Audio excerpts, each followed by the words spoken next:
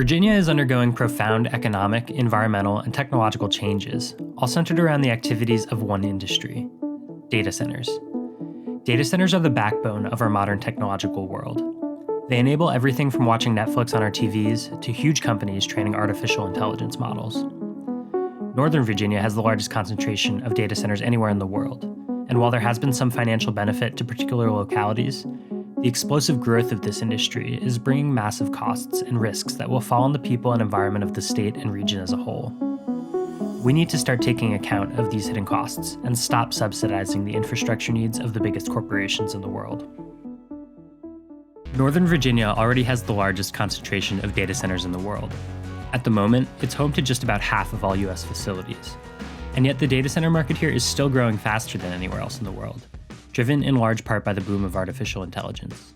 With these new facilities comes a huge increase in demand for energy upgrades, extensive acreage, and lots of water to operate.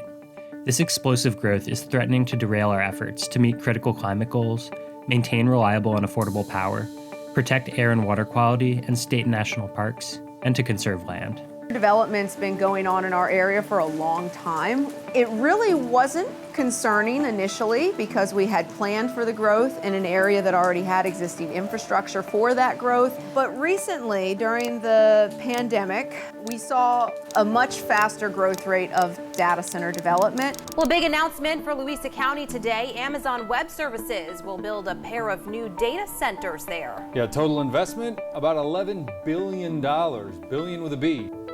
In Virginia itself, there's over 300 data centers, and in Loudoun County in particular, on the east side in Data Center Alley, we have close to 150, 160 data centers, with more in the pipeline for approval. There's not really a comprehensive policy on any level that's looking at the cumulative impact of these data centers. The on-the-ground impact of data centers is the land that they take up, but it's also the electrical infrastructure to power them. Data centers use a staggering amount of electricity.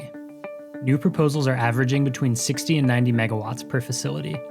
For scale, a single 60 megawatt data center building will use the same amount of electricity as roughly 15,000 households.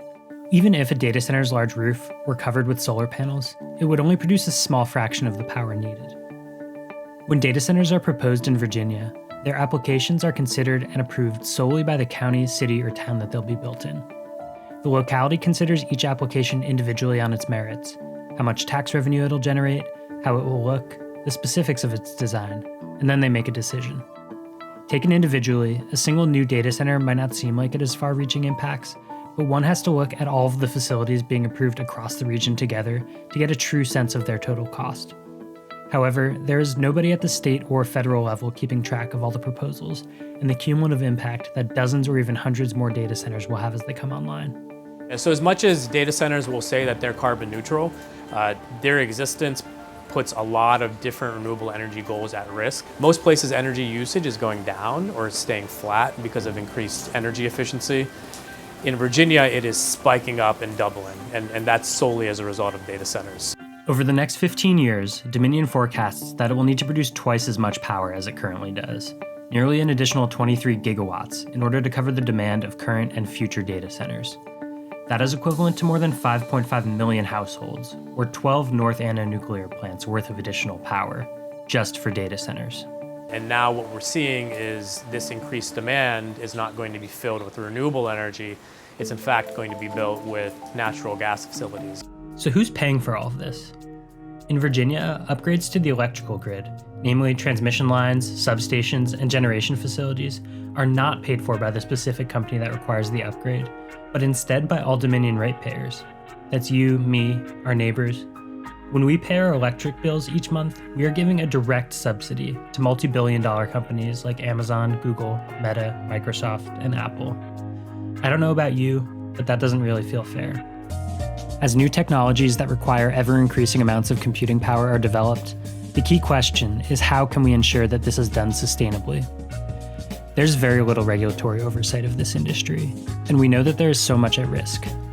Unless higher sustainability standards and more oversight are put in place, today's soaring demand for computing power will inflict huge costs on our society and our environment.